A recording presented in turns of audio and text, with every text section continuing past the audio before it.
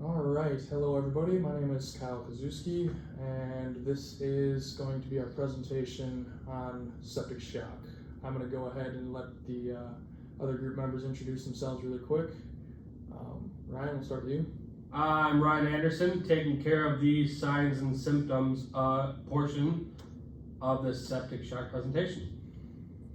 I'm Jake Searing, and I am taking care of the treatment side of septic shock. And as previously stated, I am Kyle Kazuski, and I will be talking first about pathophysiology, all the fun stuff that people love. All right, so the first thing we want to think of when we think about septic shock is, like any sort of shock, it is in essence severe hypoperfusion. Hypoperfusion is defined as inadequate delivery of oxygen and nutrients to the body's tissues.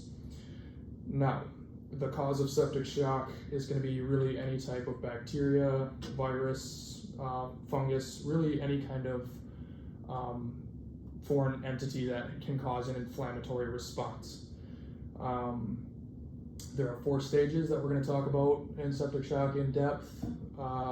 The first one is going to be systemic inflammatory response syndrome, also known as SIRS. You'll probably hear me refer to it as SIRS more often than not. Then we have sepsis and severe sepsis, pretty much the same thing. We'll talk a little bit about what differentiates the two. Then we have septic shock, the star of this presentation. And finally, multiple organ dysfunction syndrome, also known as MODS. All right, so as promised, first we're going to look at systemic inflammatory response syndrome, or SIRS. What is it, you might ask? Defined by the National Library of Medicine, SIRS is an exaggerated defense response of the body to a noxious stressor. So really, this can be anything. And one thing to think about when you're thinking about SIRS is that somebody can meet criteria for SIRS and not be septic, but if you are septic, you will have met the criteria of SIRS. That'll make a little bit more sense when we talk about sepsis in the next couple slides. So there are certain criteria that a patient needs to meet to meet the clinical definition of SIRS. I have them listed up on the board there. It's going to be a body temperature that is over 38 degrees Celsius or 100.5 degrees Fahrenheit, or less than 36 degrees Celsius or 96.8 degrees Fahrenheit. Next, we are going to look at the heart rate, and it's going to be a heart rate that is greater than 90 beats per minute.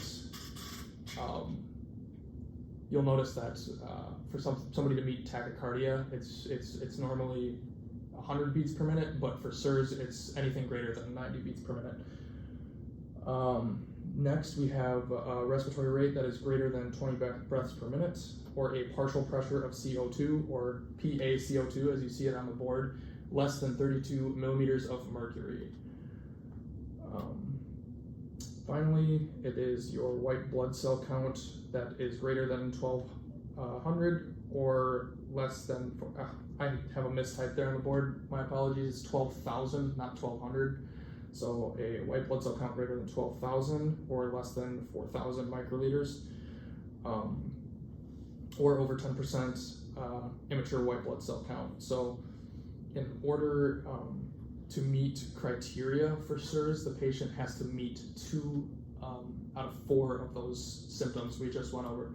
So that kind of plays into what I was saying about someone can meet criteria for SIRS and not be septic, because think about it, if you take a run, you're going to have a heart rate probably greater than 90 beats per minute and a respiratory rate greater than 20, but that does not necessarily mean that you're septic. So now as we're moving forward, we're going to talk about what it means to be septic. So SIRS is defined as sepsis clinically when somebody meets the 2 of the before mentioned signs and symptoms on the last slide, and then also has the presence of a infection. So it has to be a confirmed infection, and they also have to meet criteria for SIRS. Effects of sepsis on the body. Sepsis affects the body by systemic vasodilation, so that's going to be the dilation of your blood vessels within your body, and systemic, that means it's happening throughout your entire body. It's also going to cause increased permeability of your blood vessels, which allows for a fluid shift from inside of the blood vessels out into the peripheral tissues. It's also going to cause intravascular coagulation. This is caused by the body's inflammatory response to the infection. Your white blood cells, when they're fighting an infection, they release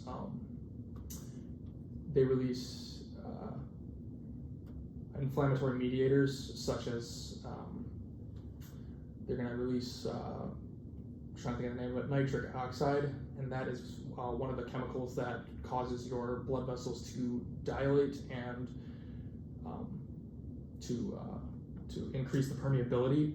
Now, normally when you have an infection, it's going to be in the peripheral tissue, and so that's why your white blood cells cause that increased permeability, so they can get out into the tissue and fight the infection.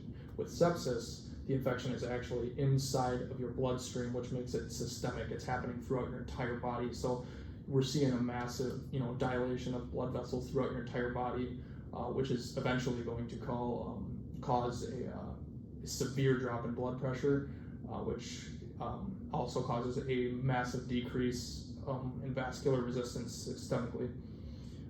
With sepsis, we are also going to see a shift from aerobic to anaerobic metabolism with ensuing lactic acidosis. So, as we read through our pathophysiology chapter 19 in the book, we saw that when oxygen is not in plentiful supply, your cells switch to anaerobic metabolism. It starts producing a lot of lactic acid, or pyruvic acid, which is then turned into lactic acid, and it causes you to go into a state of lactic acidosis.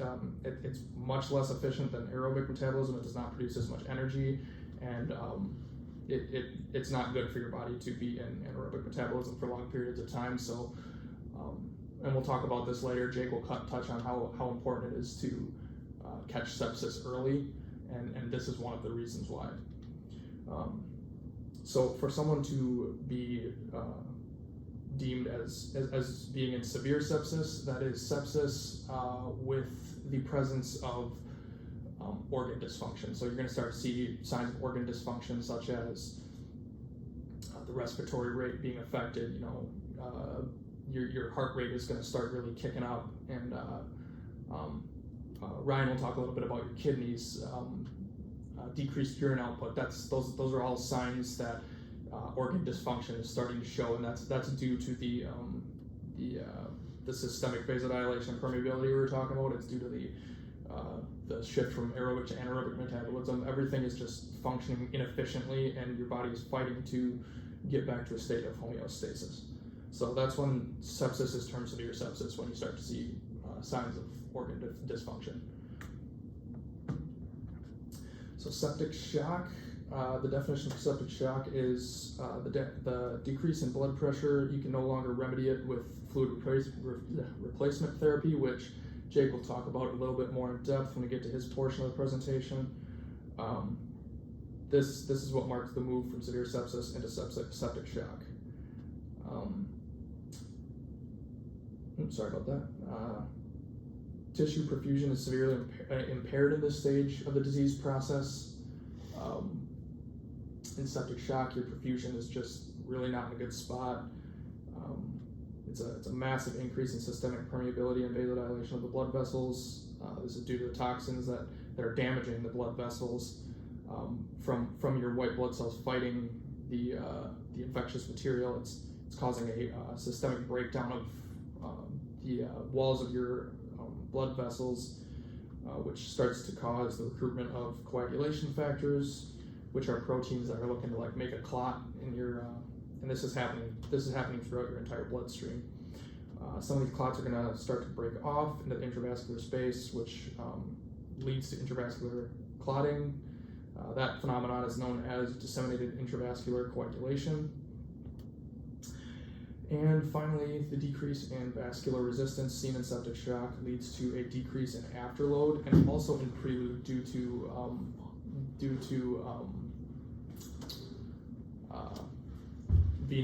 a loss in venous return. We're losing fluids through that, that increased permeability. It's actually starting to leak out into the tissues, which also makes oxygen exchange between the blood vessels and the tissue more difficult. When there's all that fluid, it has to move through to get to the tissues. Your body's way of compensating this, and Ryan will talk a little bit more in depth about this, is the elevated heart rate. That's when your body, that's your body trying to fight that massive decrease in, what's the word I'm looking for? Vascular resistance. Your body's trying to compensate for that, and it's trying to kick up your blood pressure so that your tissues are being adequately perfused. Finally, after septic shock, we got multiple organ dysfunction syndrome, or MODS. It occurs in two stages, and the primary stage is caused by a specific, it's due to a specific cause, such as ischemia or inadequate perfusion. This is due to this can be due to an episode of shock, trauma, major surgery, and it'll cause your body to kick off a stress and an inflammatory response. And even though it's mild and not readily detectable, your immune and inflammatory mediators are said to be primed after this first stage of MODS happens. And the secondary stage then is going to be much more severe, because those immune and inflammatory mediators are going to be primed, and it's going to cause an exaggerated systemic response, which leads to multiple organs to dysfunction. It's going to affect your liver, which is really going to have a large effect on the rest of your organs, because it can't filter the toxins anymore.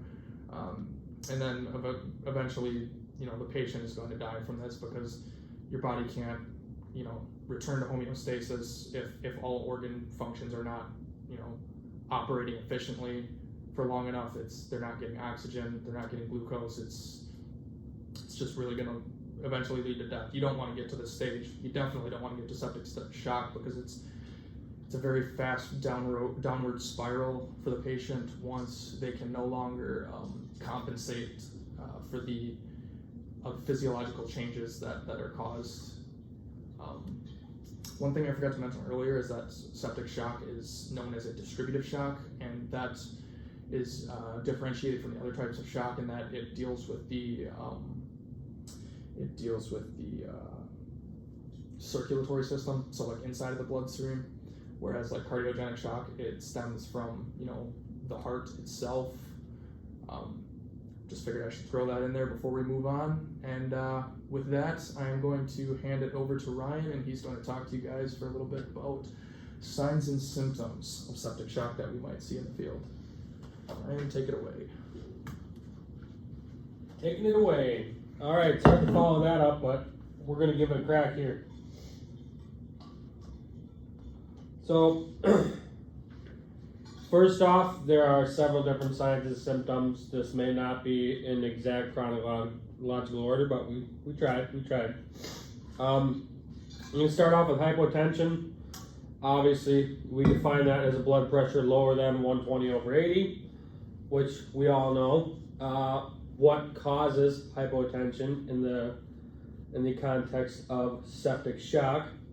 And I don't know if I mentioned these are all signs and symptoms of septic shock, but here we go. Vasodilation and increased permeability of blood vessels throughout the body. So essentially, there are toxins that are released in the body that increase the permeability of blood vessels to the point at which great amounts of fluids are lost through the vasculature, and blood pressure falls dramatically, causing the hypotension.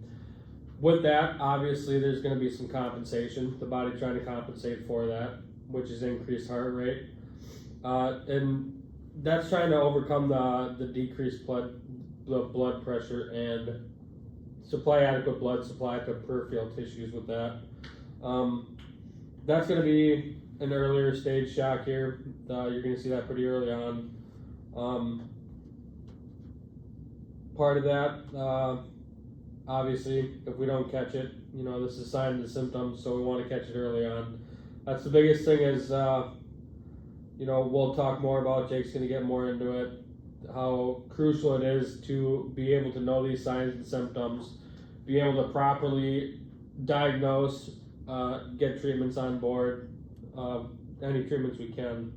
So that is the biggest thing about signs and symptoms, being able to properly do it. It's not easy to diagnose in the field, but any little bit will help. They'll go through more treatments, but any treatments on board is anything.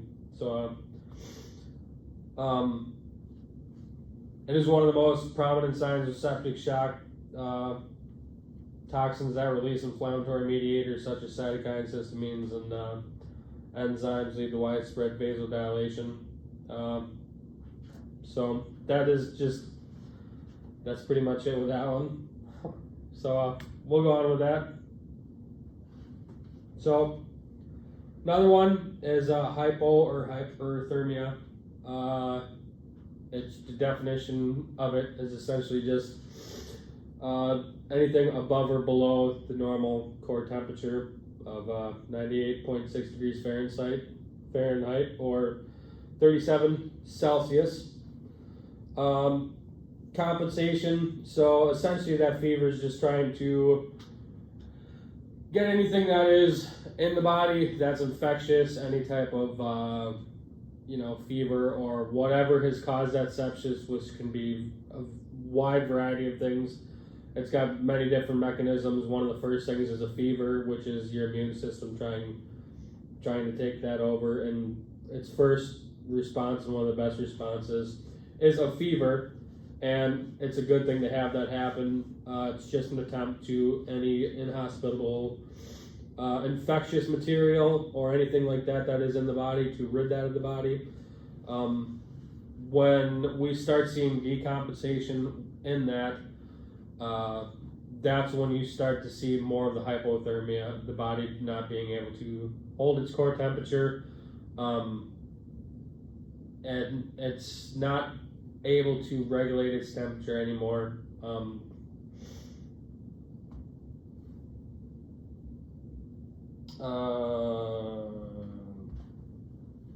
Yeah. So that's as it.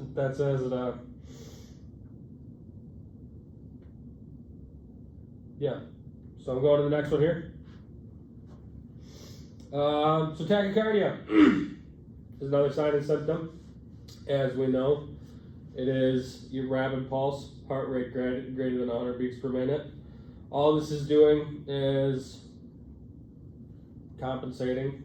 They're trying to compensate for low blood pressure. It's attempting to increase the blood pressure, maintain perfusion to your peripheral tissues or any important stuff.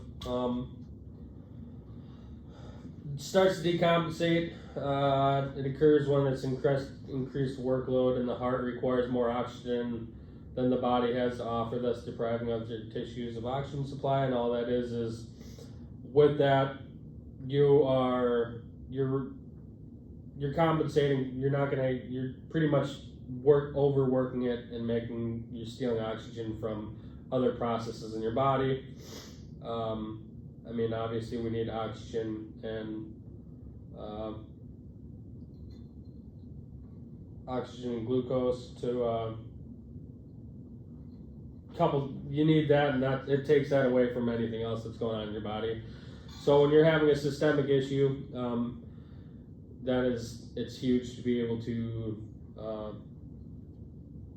have that. So that's when it starts decompensating, it's using all that up to do that. So we want to keep it away from this point. Anything to bring that down, we can treat that. So that's just, again, in an attempt to increase blood pressure, keep that perfusion up. So next one, a big one, and this may not be, this is where when you're doing your assessments, it's huge to get your history and all that stuff and see if there's any decreased urine output. That's another huge sign and symptom of it. It happens when the blood flow is shunted away from the kidneys, which it's shunted away from the kidneys to go to the more vital organs in the body. That is a less vital organ, apparently. So you'll see that dropping. Some assessment tips for that.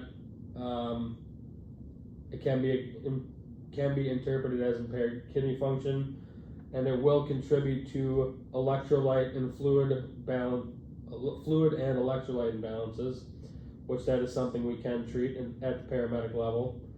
So getting fluids on board, that is a huge thing. So being able to recognize that and accomplish that is huge, since there's not much else we can do for them in this situation. So skin appearance as well.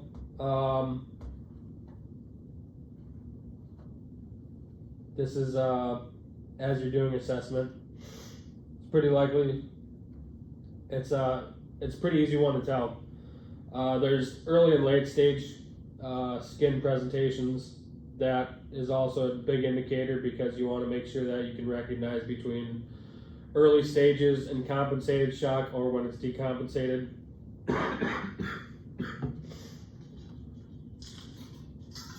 So early stages will present as flush and red due to increased permeability and vasodilation, reduction in capillary refill, and late stages in septic shock is poor circulation, which leads to mild or pale skin. Also, cool climate to the touch. You'll start seeing that as well. So monitoring your patient's stuff, keeping sure that you're watching for that.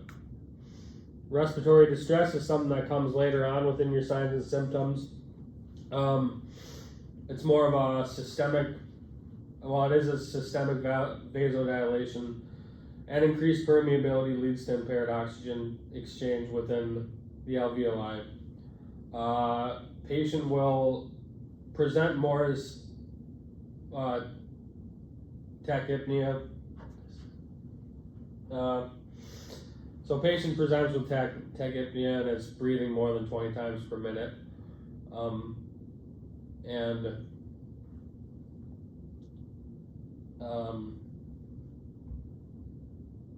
Yeah. So that's that. We have altered mental status. So with that, it's decreased oxygen, glucose, and other nutrients reaching the brain. Some assessments, tools used to determine patient mental status, GCS scale, which is your Glasgow Coma scale. It's used to determine the status of patient's neurological and motor function. So you're making sure that you're checking to see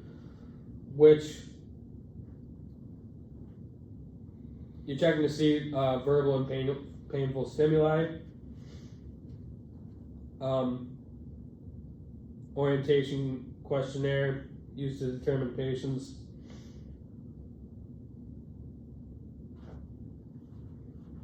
Altered mental status is a good indicator that they're in late stage septic shock. So being able to figure that out, which hopefully we don't get to see that in our side neck of the woods. But essentially, it's a result from a decrease in oxygen, glucose, and other nutrients reaching the brain. So with that, that's some of the many signs and symptoms of septic shock. And it's very important, like I said, and on the next section we'll hit that more about the early interventions. Being able to see your signs and symptoms, treat them, because it is very crucial to hit this hard and fast early on and it'll improve the outcomes. So with that, I'm switching it over to the treatments of septic shock. You take it away. Thank you, Ryan. Now we're going to start the section of treatment on septic shock. So there are three main options when it comes to treatment of septic shock. In terms of as a paramedic, our options do not include the broad spectrum antibiotics, but our option in order to incorporate that is to understand that it is very important to hit this before. In terms of hitting septic shock, treating it, you really want to, the best way to treat septic shock is treat it before it gets to septic shock. Treat it when it's in the sepsis stage, because once you get to the septic shock stage, it's a lot harder and your patients are at a very highly likelihood of declining at a lot faster rate. But what we do in the field, we can use fluid resuscitation and vasosuppressors, and then in the hospital, that broad spectrum antibiotics is the big deal. All right. When it comes to broad spectrum antibiotics, they should be administered within the first hour after diagnosis. So again, that's where it's very important to understand the signs and symptoms of septic shock, because in terms of actually being able to treat septic shock before it gets to the point of, which I'll explain a little bit later here, but we can't tell exactly what the causes of septic shock at all times necessarily. That is something that is acquired via blood cultures. But a study performed in 2006 shows that treatment within 1 hour in patients with hypotension presented in the better survival rates. And for every hour past that 1 hour, 7.6 increase in mortality rate. And consequences that, other than just the high mortality rate, the consequences of you can have a prolonged stay in the hospital. You can cause acute lung injury, acute kidney injury, and organ dysfunction due to exacerbated inflammatory response. And some effective means of antimicrobial treatment are infective empiric broad spectrum or broad spectrum therapy. This is what you do. These are the antibiotics that we give before we know the exact bacteria or cause of the problem that is causing the septic shock. And like I said earlier, in order to find what's causing it, we got to do the blood cultures. And what has been proved, what the Sepsis Survivors campaign of 2016 recommends is the use of combination treatment, which involves two different empiric therapies. That way we have a broader spectrum of coverage in terms of deciding which antibiotic is going to help work the best. We'll use both of these to get better coverage. And then with this, you can't keep them on those same broad spectrums for long. In order to have the best success and better mortality rates, we got to switch to that de-escalation method, which that is once we have figured out what is causing the septic shock, we get an antibiotic that is going to actually treat exactly what we are trying to attack versus trying to attack a broad spectrum of bacteria.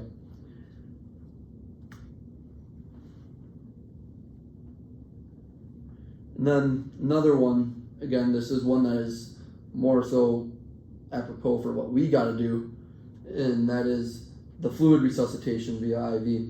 So it's a vital part of the initial treatment. We need to get that fluid into these people quickly.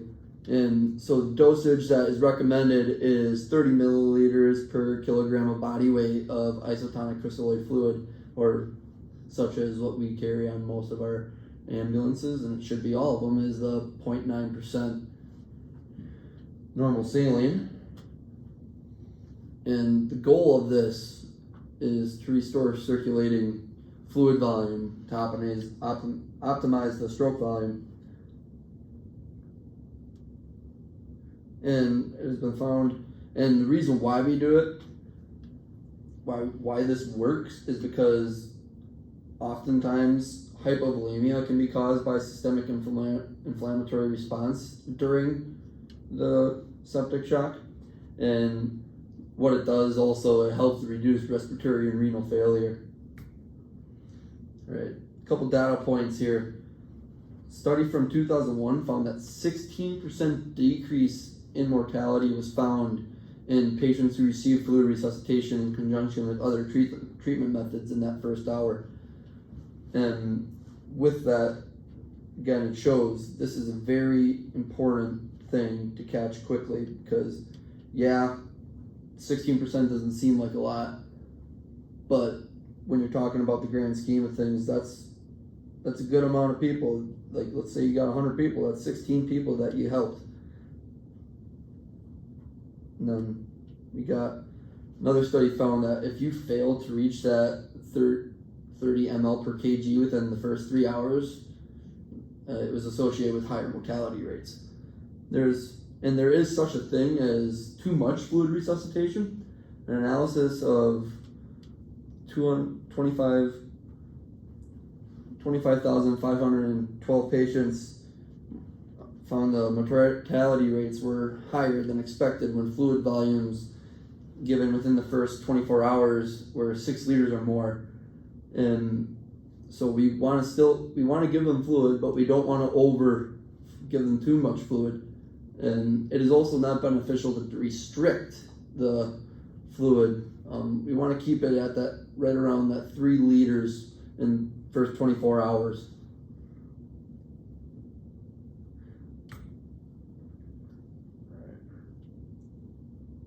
So another big aspect that we can control as paramedics is the vasopressors. So these are a very vital part of treating the hypotension part of septic shock. The goal of vasopressors is to correct the vascular tone depression, which in turn improves organ perfusion pressure. And in that case, what it does is we get it so, because what septic shock does is it's a vasodilator, and what these vasopressors do is they constrict. That way you get that blood pressure back up where you want it to go, and you get stuff going how it needs to be working. And again, this combats that. All right. And it's very important to choose the right vasopressor. So the SSC states norepinephrine should be used as the first line vasopressor in the treatment of septic shock. This is considered the gold standard right now. They're still doing studies trying to figure out what works the best, but right now they have found norepinephrine is the most beneficial with the least amount of severe side effects. So along with that, norepinephrine is an alpha-1 receptor agonist, meaning it increases blood pressure by the way of vasoconstriction. It has very little effect on the heart rate, which is something that we don't want to raise their heart rate. We want to get that blood pressure up, but we also don't want to boost the heart rate. And then another one that oftentimes is used with conjunction of norepinephrine is vasopressin. So what this does is it helps meet our mean arterial pressure, or our MAP target, faster. So, and that's another big thing that it's a big measurement when it comes to septic shock. We want to have optimal mean arterial pressure. And along the same lines as vasopressin, epinephrine is used in the same way. So epinephrine, we use it in the same way as vasopressin by using it in conjunction with norepinephrine.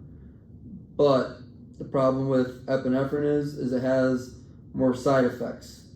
So some of the side effects of the epinephrine include that it can give you tachycardia, has tachyarrhythmias, and increased blood lactate levels, which it's a compounding factor when trying to evaluate the lactate marker for tissue hypoxia. Then dopamine is another one that it used to be considered the first line medication that was used in the field and just in general with treating septic shock. But now it is kind of been phased out because it has some bad side effects, and it actually has shown to have increased mortality rates when it's been used versus the other vasopressors.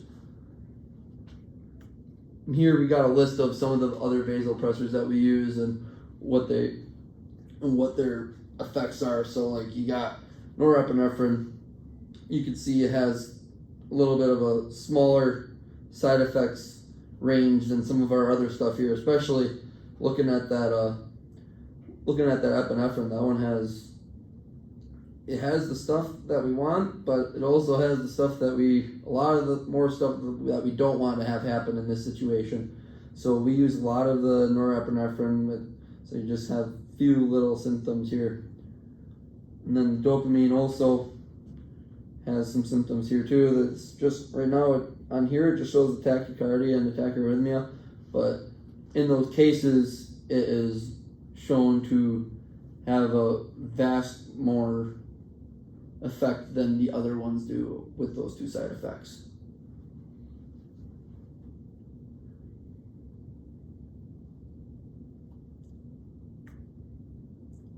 So with treatment, there is a couple other things that we can't treat out in the field, but we can treat. But with our job is getting them to the hospital and noticing it in our assessments too, because you can see this stuff in the field, but necessarily you're not going to be able to actually do anything for it. But we can note it and we can bring it up to the attention of the hospital so that it's one less thing they have to try and go through and do. So these are a little more direct, a little bit more visible things that we can see here. So surgery is often used in the removal of the necrotic tissue, which if it's deemed to be the cause of the sepsis. And then some of the other causes we have that can be directly treated as a standalone are your cellulitis, your abscesses, your infected devices such as like new hip joints or like pumps or meshes, and your purulent wounds. And again, with septic shock, it's very important to get to septic shock before it is at the septic shock level, because once you get to that septic shock level, before it's easier to treat in the sepsis stage, because again, you get to that septic shock, you're dealing with a lot more volatile environment and disorder here. All right, guys, I hope you enjoyed our presentation on septic shock. I hope you learned a couple things. Some of the key takeaways are that it's a very, it should be looked at as a 4-part process, and with our assessment tools like that Ryan were talking about, and that can really help guide our treatment and our destination decisions to get these patients the definitive care that they need. So, understanding the different stages, such as like SIRS, sepsis, severe sepsis, all the ones that I talked about, using a good solid assessment, figuring out when the last time they had a urine output, figuring out if they had any recent surgery to see if that could be the cause of infection. We really want to make sure that we use those assessment tools to really get these patients the definitive care we need, because like Jake said, we can't do a lot of the surgery if it's caused by necrotic tissue or a recent operation they had that might be infected. We can't do that in the field, but we can certainly use the things we find in our assessment to figure out where to take these patients. Another big thing to look at is that this is an infection that causes system-wide vasodilation and permeability, and it causes a massive fluid shift outside of the vascular space, which that's really what we need to focus on combating, is that hypotension, because that's going to lead to that cascade of other detrimental physiological processes that we talked about, such as your heart rate jacking up, and that's going to take oxygen away from your other tissues, and so that's septic shock for you guys. And like I said, hope you learned something, and hope everybody else has a great weekend.